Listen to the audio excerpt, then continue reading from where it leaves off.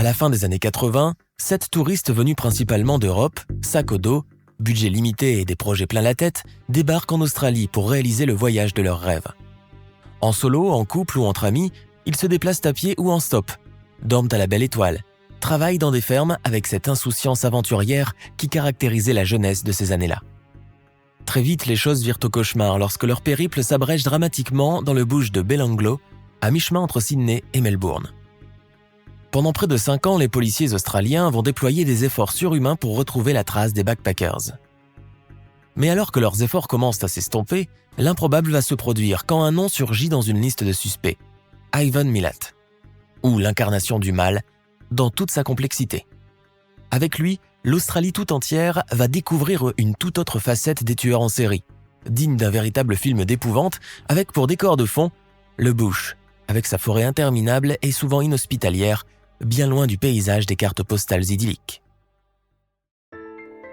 Décembre 1989. Nous sommes dans une petite banlieue résidentielle de Melbourne. Le jeune Jamie Gibson est en train de ranger ses affaires dans la petite valise que sa mère vient de lui prêter. Dehors, il fait déjà 35 degrés, température habituelle en ce début de mois de décembre qui coïncide avec la saison d'été australe. Pourvu qu'il n'y ait pas d'orage quand nous prendrons la route, souhaite Jamie. Depuis des semaines, le jeune homme de 19 ans n'a plus que cela en tête, l'événement qu'il ne faut absolument pas rater. J'ai nommé le Confest. Et pour cause, ce festival revêt une grande importance à ses yeux. Bien qu'il ait lieu chaque année, Jamie Gibson n'en rate aucun, prêt à braver des centaines de kilomètres et la chaleur étouffante pour y assister. Le festival de Confest regroupe plusieurs activistes et acteurs du domaine de la protection de l'environnement dont le jeune homme fait partie, en sa qualité de militant pour la protection de la faune et la flore australienne et la lutte contre le braconnage dans le massif de corail. Sa valise bouclée, coiffé de son chapeau de feutre noir, vêtu d'un simple jean et t-shirt avec la mention Confest Melbourne 1988, James sort guetter l'arrivée de sa petite amie Debbie qui, elle aussi, est du voyage. Justement, la voilà qui arrive. Le jeune homme remarque que malgré la chaleur écrasante, elle porte un blouson en cuir noir piqué de pins Sprite, Rolling Stones et un autre représentant une tête de squelette entourée d'une rose rouge où est écrit Guns N' Roses. Au pied, elle porte sa dernière paire de Doc Martens, d'un rose fuchsia très voyant et un jean de la même couleur. En la voyant accoutrée ainsi, James ne peut pas s'empêcher de pousser un sifflement. « Quoi, ça ne te plaît pas ? Tu sais, nous on va à une réunion de militants écolos, pas un festival de rock. Oh, ça va monsieur, j'économise l'eau du robinet. L'ambiance est pareille à la nuit tombée quand la beuh est sortie. On y va ? » Contrairement à son petit ami, Deborah ou Debbie Everest est issue de la haute société de Melbourne. Ni l'un ni l'autre ne possède de voiture personnelle, et pas même de permis de conduire, tout simplement parce que James roule en skate et à vélo pour des raisons éthiques, et parce que Deborah est quotidiennement conduite par son chauffeur là où elle le souhaite. Cette fois-ci, c'est une autre paire de manches. Le Confest a lieu à Albury, à presque 4 heures de trajet en voiture depuis Melbourne, et ils devront se débrouiller seuls pour y aller. Après 1 heure de discussion, le couple décide finalement de s'y rendre en stop pour vivre pleinement l'expérience hippie si idéalisée par James. Alors qu'ils quittent la dernière ruelle du centre, les voilà qui se dirigent le long de la Hume Highway, l'autoroute qui relie Melbourne à Sydney. Sous un soleil de plomb, James sort la carte routière de son sac à dos et la déploie avec soin par terre. Plusieurs véhicules se succèdent sur la Hume Highway, dépassant le jeune couple sans leur jeter un seul regard. « Je parie qu'on y sera encore à la nuit tombée », soupire Debbie. Ils restent ainsi enlacés, espérant commencer leur trajet le plus vite possible. Seulement à partir de ce moment, le couple ne donnera plus jamais signe de vie. 1 semaine passe sans aucune nouvelle de Deborah ou de James. Madame Gibson, la maman du jeune homme, a commencé à paniquer sérieusement lorsque l'un des organisateurs du festival lui a dit au téléphone que James n'a pas fait partie du jury de sélection de cette année et que personne ne l'a vu, ni la première, ni la deuxième journée. Une autre semaine se passe toujours sans nouvelles des 2 jeunes. Les parents de Deborah décident finalement d'alerter la police de leur disparition. Seulement, faute de piste, la police ne peut rien et l'enquête n'a même pas lieu. C'est ainsi que Debbie et Jamie rejoignent pour la première fois le fichier des personnes disparues de l'État de Victoria. De leur côté, les familles ne restent pas sans rien faire. Avec le lourd sentiment d'être abandonnés, les Gibson et les Everest n'ont d'autre choix que d'effectuer leurs investigations eux-mêmes pour pouvoir retrouver leurs fils et leurs filles respectifs.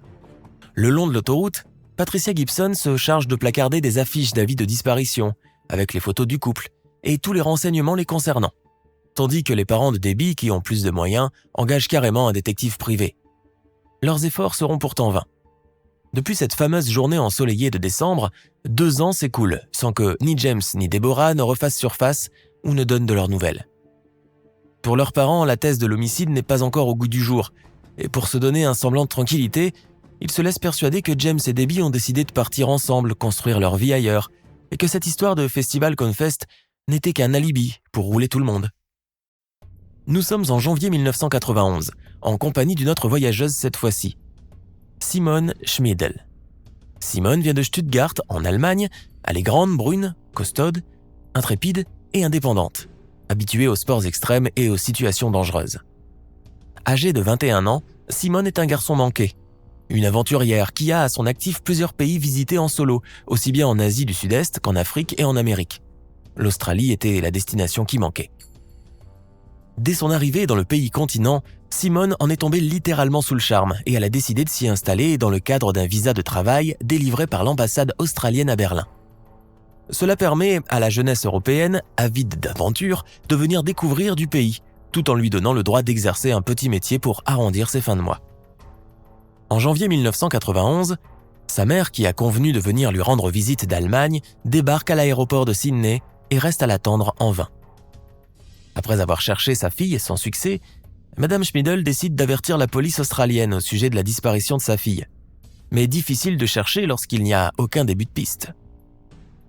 En interrogeant certains témoins, la police découvre que la jeune femme a été vue pour la dernière fois en train de faire de l'autostop à Liverpool, une banlieue du sud de Sydney. Depuis plus rien. Une deuxième disparition inexpliquée, rapidement oubliée. Une année plus tard, soit le 26 décembre 1991, en pleine fête de Noël, un jeune couple allemand, Anja Abschied et Gabor Neugebauer, quittent leur hôtel Formule 1 de King's Cross pour aller faire du stop. Arrivés en Australie depuis un mois, les deux amoureux ont fait une halte à Sydney puis à Melbourne et depuis ils ont projeté de voyager jusqu'à Darwin, à l'autre bout du pays pour découvrir la route de la côte, la fameuse Ocean Way. Le voyage est long. 42 heures pour 3942 km en voiture pour arriver à destination. Anja et Gabor décident de prendre le train, puis de continuer en autostop. Cependant, ils disparaissent pendant le trajet. Les semaines passent et le couple, qui avait pour habitude d'appeler ses parents respectifs chaque week-end, ne donne plus signe de vie. Très inquiets, les parents de Gabor décident de faire le déplacement jusqu'en Australie pour partir à la recherche de leur fils et sa fiancée. Très vite, ils vont se rendre à l'évidence. La police australienne n'en sait pas plus qu'eux sur le sujet. La dernière et unique trace de leur passage est répertoriée à leur hôtel de King's Cross, où leur check-out a eu lieu le 26 décembre. Devançant la police, le père de Gabor loue une voiture et en compagnie de sa femme parcourt des kilomètres depuis Sydney jusqu'au territoire du Nord. L'immensité du territoire, la chaleur écrasante et le paysage désertique auront raison d'eux. En dernier recours, monsieur et madame Neugebauer n'ont d'autre choix que d'engager un détective privé pour accélérer les recherches, en vain. Désorientés et découragés, et après avoir employé sans succès tous les moyens connus pour retrouver leur fils, ils décident d'aller consulter une médium connue et payée à plusieurs centaines de dollars. Munie de la photo du couple disparu, la médium leur dira cette mystérieuse phrase. « I see bushes » Je vois des bois. Que veut bien dire cette phrase? Que le couple a disparu dans un bois, d'accord, mais lequel? Saura-t-elle au moins guider les policiers jusqu'à l'endroit? La voyante n'en dira pas plus, laissant les Neugebauer bien plus désespérés que jamais. En Australie, au début des années 90, ces affaires de disparition ne mobilisent pas l'opinion publique outre mesure, et seules quelques colonnes de journaux leur accordent un petit paragraphe avec photo à l'appui. Une année s'écoule encore depuis la disparition du couple allemand. À présent, nous sommes en mars 1992 en compagnie de Caroline Clark, une jeune Anglaise. Comme les touristes allemands avant elle, elle a débarqué en Australie dans le cadre d'un visa à vacances-travail. Avant de quitter l'Angleterre, Caroline a projeté d'entreprendre un road trip de 6 mois en Australie pour se donner le temps de tout visiter. Ses parents lui ont donné leur accord sans trop discuter. L'Australie est un pays sûr où une jeune femme peut voyager aisément et sans désagrément. Comme Simon Schmidl, Anya et Gabor, Caroline Clark est une backpacker qui se déplace en sac à dos. Pour ses dépenses, elle a recours au traveler check, beaucoup plus commode que l'argent liquide. Une chose est sûre, elle est tombée littéralement amoureuse du pays dès son arrivée et ne regrette pas son choix. Alors qu'elle passe la nuit dans une auberge de jeunesse, Caroline fait la connaissance d'une autre Britannique, Johan Walters, qui est arrivée en Australie 2 mois auparavant et qui, comme elle, voyage en solo. Les 2 jeunes femmes qui partagent 2 lits dans un dortoir se lient rapidement d'amitié et décident de faire le reste de la route ensemble. Johan Walters, une pétillante brune de 22 ans, vient quant à elle du pays de Galles. Issue d'un milieu modeste, elle raconte avoir travaillé pendant 1 an en tant que caissière dans un supermarché pour pouvoir financer son voyage au bout du monde. Dès son arrivée à Sydney, elle a occupé le poste de fille au père à mi-chemin entre nounou et aide ménagère chez un riche couple de médecins. En avril 1992, les 2 copines décident de faire un road trip, reliant Sydney à Melbourne en longeant la côte vers l'ouest du pays. Le samedi 18 avril, elles quittent l'hôtel où elles ont dormi pour prendre le train jusqu'à la banlieue de Sydney et finalement continuer leur marche le long de la Home Highway, l'autoroute qui relie les 2 principales métropoles du pays. À la nuit tombée, elles dressent leur tente dans un petit terrain jouxtant l'autoroute et, emmitouflées dans leur sac de couchage, Caroline et Johan notent sur un calepin la suite de l'aventure qu'elles projettent ainsi. Alterner marche à pied et autostop jusqu'à Adélaïde dans la partie méridionale du pays. « Mes parents m'ont formellement interdit de faire du stop », raconte Caroline en rougissant malicieusement. « Non, les miens aussi, pauvre Johan. Alors, on leur dira plus tard ou pas ? Ils n'auront pas besoin de savoir, tu sais, ici, c'est pas comme Londres ou Cardiff, les gens ont l'habitude de prendre des inconnus en voiture. C'est presque une règle de savoir-vivre. On ne laisse personne en bordure de route sous 40 degrés à l'ombre. Tu as raison. Je suis tellement excité pour demain. Et moi donc, ça promet d'être une sacrée aventure. Tu raconteras ça plus tard à tes collègues flics. Comment j'ai traversé le continent australien avec une galloise obstinée et tarée, plaisante Johan. Depuis ce samedi 18 avril, les 2 jeunes femmes ne donnent plus aucun signe de vie. Les semaines passent et leurs parents et leurs amis ne reçoivent aucune nouvelle d'elles. Mais à une époque où le téléphone portable et Internet ne sont pas légion, rester longtemps sans pouvoir donner de nouvelles quand on est à l'autre bout du monde n'inquiète pas exagérément. Et pour cause, les appels internationaux sont chers et le courrier peut prendre 2 semaines pour arriver. Le silence de Caroline Clark est interprété par ses parents par le fait qu'elle s'est trouvé un petit job dans le bush australien où la ligne téléphonique est inexistante. Il va falloir attendre juin 1992 pour que les parents de Johan Walters donnent finalement l'alerte, lorsque cette dernière n'appelle pas son père pour lui souhaiter un joyeux anniversaire. Johan est très attaché à sa famille et aurait fait des kilomètres pour se procurer un téléphone et appeler la maison.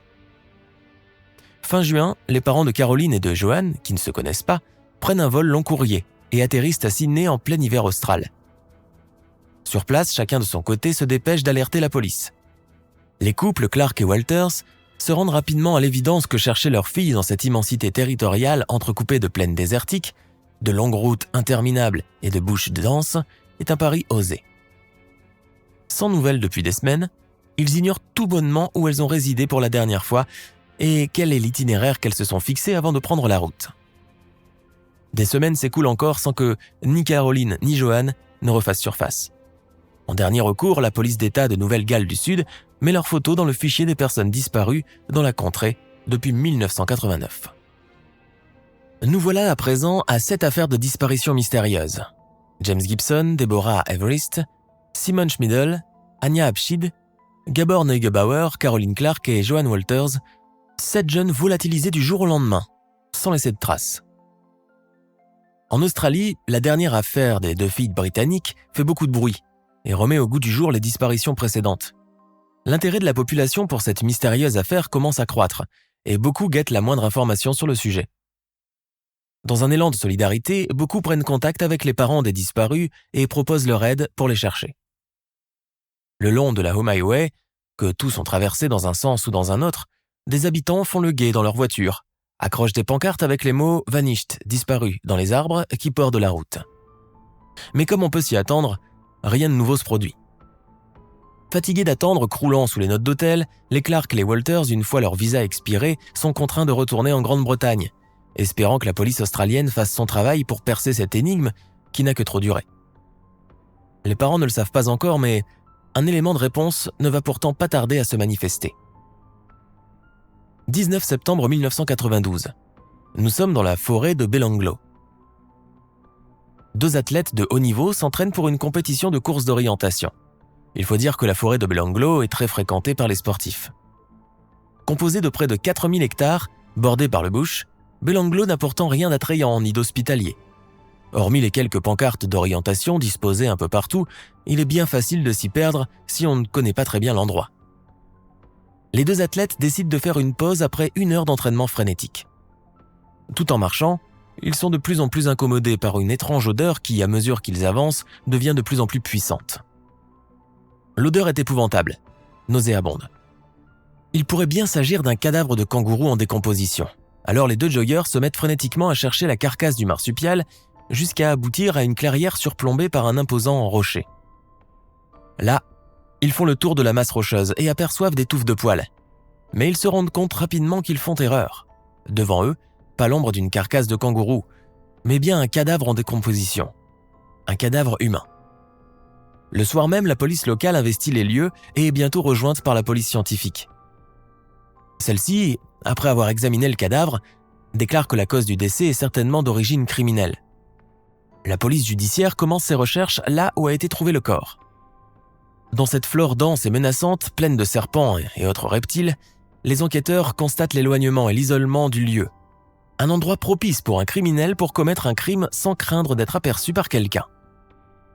Grâce à des bijoux, notamment 2 bracelets et une bague trouvée sur le cadavre, les enquêteurs identifient le squelette comme étant celui de la Galloise Joanne Walters, disparue depuis le 18 avril 1992.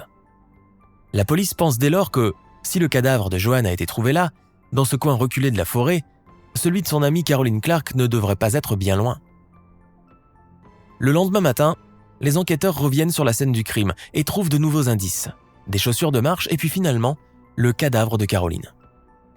Suite à cette macabre découverte, une enquête criminelle officielle est ouverte. Dans le journal télévisé du soir, on commence pour la première fois à évoquer l'affaire des Backpackers Murders. Tout le secteur de Belanglo est ratissé et, à mesure que les jours passent, les enquêteurs découvrent de nouveaux éléments. Des broussailles piétinées, des restes d'un feu de camp, des mégots de cigarettes jetés un peu partout, et surtout, une douille Winchester calibre 22 et un couteau de chasse Bowie, largement utilisé par les fermiers australiens. Le cadavre de Joanne Walters est emporté pour autopsie. Le constat des légistes est terrible. La jeune femme a subi une vraie séance de torture avant de mourir. Elle a 2 côtes coupées, les poumons transpercés avec un couteau et a été poignardée dans le dos. Plus horrifiant encore, sa moelle épinière a été sectionnée au niveau de la nuque alors qu'elle était encore vivante. Et elle a été agressée sexuellement. Les légistes concluent que son assassin était doté d'une grande force physique doublée d'un sadisme redoutable. Le sort de la Caroline Clark est tout aussi dramatique. Ses mains ont été attachées au-dessus de la tête, elle a eu le visage couvert avec une cagoule marron et son crâne a été criblé de balles. En tout, 10 projectiles tirés avec le canon de l'arme posé à même la peau dans cette chronologie. Le meurtrier, qui l'a vraisemblablement contrainte à se mettre à genoux, a tiré 4 balles sur le côté gauche, 3 sur le côté droit et 3 derrière, avant de la poignarder dans le dos et l'agresser sexuellement, probablement bien après son décès. Un expert en balistique identifie l'arme utilisée. Il s'agit d'une carabine Ruger 10-22 semi-automatique équipée d'un silencieux. En se basant sur les conclusions des légistes et de l'expert en balistique, les enquêteurs pensent que l'assassin ne peut être qu'un chasseur. Pourtant, ce n'est pas les armes qui manquent dans l'environnement immédiat de la forêt de Belanglo. Entre les adhérents du club de tir qui viennent s'y entraîner chaque jour, les forestiers, les scouts et les bûcherons, il est difficile de mettre le doigt sur un suspect potentiel. Convaincu que le meurtrier de Joanne et Caroline court encore quelque part dans les environs de la forêt, la police décide d'avoir recours à un profiler, le docteur Ron Milton, pour analyser le profil type de l'assassin. Ce dernier fournit un éventail d'explications. Selon lui, le tueur est un familier des lieux, un individu méthodique, sadique et déterminé, qui a sûrement passé beaucoup de temps sur place à espionner les 2 filles avant de passer à l'acte.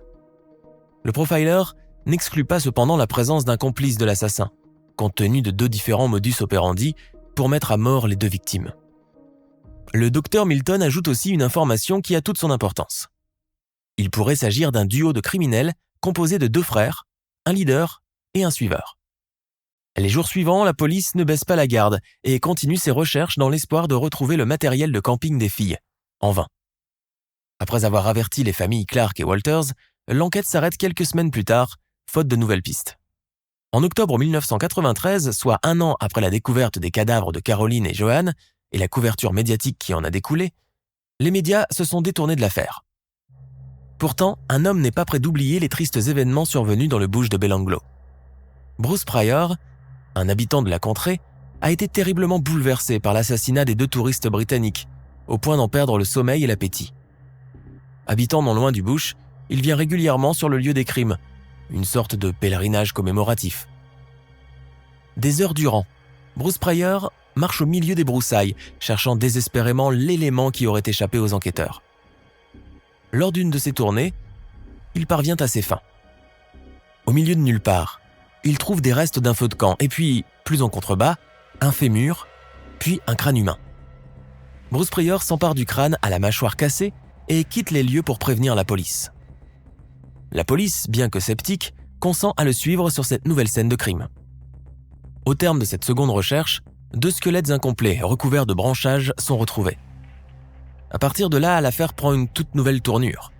Toutes les chaînes nationales débarquent en quête de nouvelles informations et des dizaines d'hélicoptères se mettent à survoler la zone de Belanglo. À cette époque où l'examen dentaire est l'unique moyen employé pour déterminer l'origine d'un individu, le constat ne tarde pas à tomber. Les 2 squelettes appartiennent au jeune couple de Melbourne, Deborah Everest et James Gibson, disparus 4 ans plus tôt, alors qu'ils étaient en route pour le festival de Confest. L'autopsie détermine que le couple a subi une mort aussi sordide que celle des 2 touristes britanniques. Le squelette de Deborah a été retrouvé en position fœtale, mains attachées dans le dos, avec des entailles dans la boîte crânienne. Elle a également été poignardée dans le dos et a vraisemblablement subi une agression sexuelle. Quant à son petit ami, les légistes déclarent que sa mort serait survenue en premier. Toutes ses vertèbres ont été sectionnées et il a été violé. La police se rappelle alors d'un fait étrange survenu 1 année plus tôt, quand un habitant de Calston Gorge, à environ 100 km de Sydney, leur a rapporté des affaires ayant appartenu à James Gibson, trouvées en bordure de route, notamment un sac à dos et un appareil photo Canon. Pour quelle raison James se serait séparé de ses affaires et que faisait-elle à des kilomètres du corps ? Grand mystère. À partir de ce moment, Bruce Pryor commence à être suspecté par la police, en grande partie à cause de sa persévérance et son obsession pour l'affaire des disparus. Une obsession jugée malsaine par les enquêteurs qui y voient comme un signe de repentance de criminels amateurs. Cependant, au terme de plusieurs interrogatoires, Pryor est finalement écarté de la liste des suspects. Le gouvernement australien décide d'employer les grands moyens pour pister l'assassin et donne le feu vert à la police pour employer tous les moyens susceptibles de résoudre l'énigme. Dans cet esprit d'investigation exacerbé, une unité spéciale, la Task Force Air, voit le jour sous le commandement de Clive Small, un commissaire expérimenté.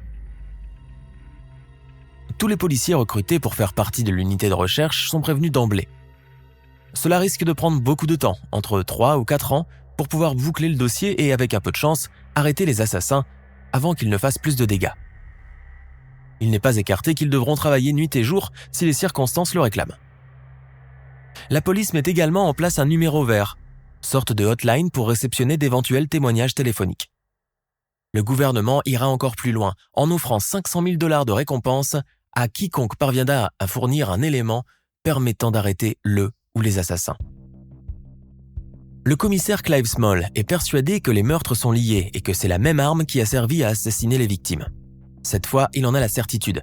Il s'agit d'un redoutable tueur en série, un dangereux prédateur qui a gagné en assurance en employant à chaque fois des méthodes de plus en plus sadiques et de plus en plus élaborées lors de la mise à mort. Les policiers mettent tout en œuvre pour identifier le propriétaire de la carabine de marque Ruger 10-22 et dont les douilles ont été retrouvées dans la forêt, mais par où commencer ? Sachant que des répliques de cette arme existent par milliers dans le pays.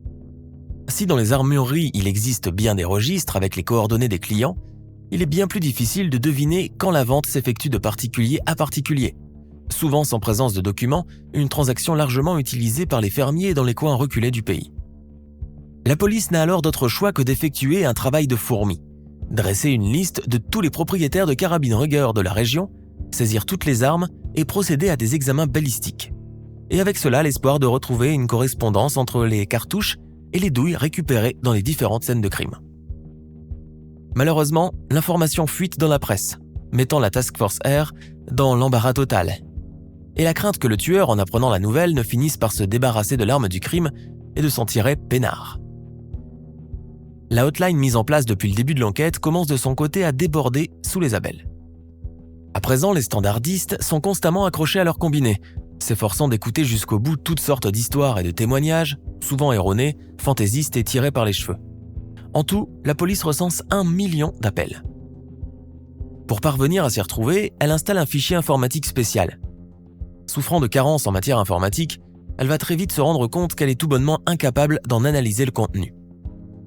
Des experts prennent alors le relais et entreprennent un véritable travail d'archivage à une époque où l'Internet n'est pas encore employé à ses fins.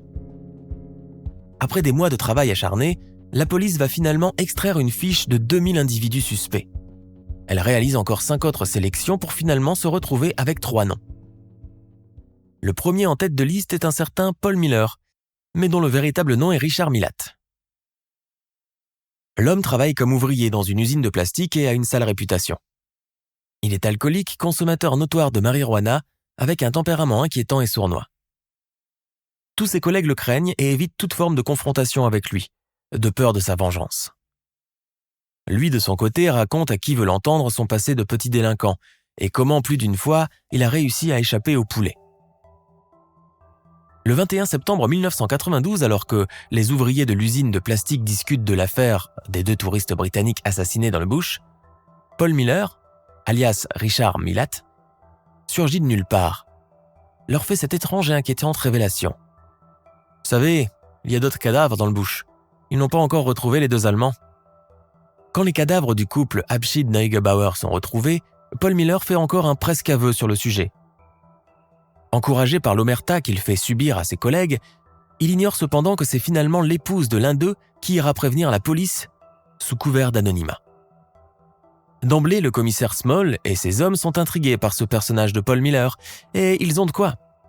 L'homme est un caméléon, du genre à changer complètement d'aspect physique dès qu'il se laisse pousser la barbe ou se teint les cheveux, ou au contraire quand il les rase. Le commissaire Clive Small auditionne le dénommé Paul Miller dans ses locaux, mais ce dernier déclare ne rien savoir du tout au sujet des disparitions. Au terme de sa garde à vue, il est finalement relâché. En définitive, ce sont 2 appels involontairement négligés sur la hotline qui vont finir par resserrer les taux sur lui. Émanant de Paul Onions, un touriste anglais, et une habitante de Canberra, une certaine Joanne Berry. Le premier témoin raconte que lors d'une excursion dans les abords de Belanglo, il a été pris en stop puis traqué par un homme qui voulait vraisemblablement l'agresser sexuellement ou le tuer.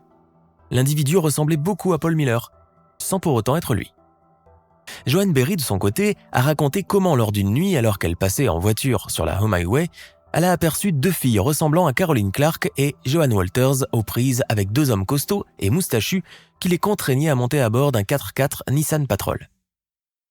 L'un des hommes ressemblait à Paul Miller, et l'autre à son frère, le deuxième de la liste dressée par la police, Ivan Milat.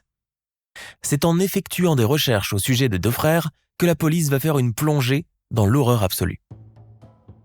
Né à Guilford en Nouvelle-Galles du Sud, à la fin des années 40, d'un père immigré croate, Stjepan Milat, et d'une mère australienne, Elizabeth Biddleston, les frères Ivan et Richard appartiennent à une fratrie de 14 enfants. Plus qu'une famille, les Milat sont d'abord un clan soudé, dangereux, qui gravite autour de la matriarche Lizzie, à laquelle ils vouent tous un amour inconditionnel depuis le décès de leur père survenu dans des circonstances mystérieuses. Le clan Milat, très redouté dans le voisinage, a l'habitude de faire usage d'armes à feu pour éloigner quiconque s'approcherait de leur propriété. Vivant depuis toujours presque en autarcie, certaines rumeurs racontent même que l'inceste est monnaie courante au sein de la famille, et que des enfants seraient même nés de relations entretenues entre les frères Milat et leur sœur cadette. Une famille consanguine, cruelle, secrète, repliée sur elle-même, aussi crainte que détestée dans le village de Bowral, qu'elle n'a pourtant jamais quitté. Ivan, qui semble s'être approprié le titre de chef de gang, a toujours fait preuve d'un comportement sociopathe à tendance schizophrénique. Il est d'ailleurs complètement impassible et n'éprouve aucun sentiment de pitié ou de reconnaissance envers autrui. Durant sa jeunesse, il a effectué plusieurs séjours dans différentes maisons de redressement pour différents délits, dont le vol à main armée. Entre l'âge de 15 et 22 ans, il effectue plusieurs séjours en prison pour formation de groupuscules criminels, rapt et différentes affaires de viol sur mineurs.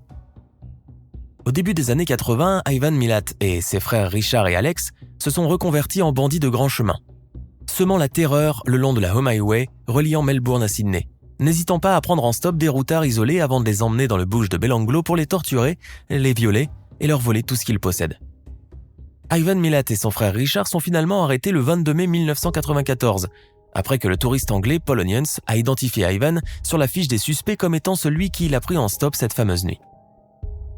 L'arrestation d'Ivan demandera l'intervention de tout un escadron composé de près d'une centaine de policiers armés jusqu'aux dents et équipés de gaz lacrymogène.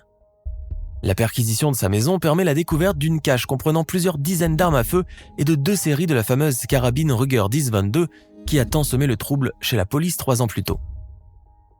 Le procès très médiatisé d'Ivan Milat débute le 23 mai 1994. Dans un premier temps, il comparaît seulement pour les chefs d'inculpation de possession d'armes à feu sans permis et pour la tentative de viol et d'assassinat de Paul Onions. Placé en détention provisoire depuis février 1995, Milat comparaît une seconde fois en mars 1996 devant le parquet de Sydney pour les meurtres de Caroline Clark, Joan Walters, Deborah Everest, James Gibson, Simon Schmidl, Anya Abshid et Gabor Neugebauer. Le procès, étalé sur près de 3 semaines, mobilise l'ensemble de la société australienne et fait la une des journaux télévisés dont il est devenu le principal sujet d'actualité. Durant toute la durée des audiences, Ivan Milat ne dit rien, semant le doute dans l'esprit des policiers.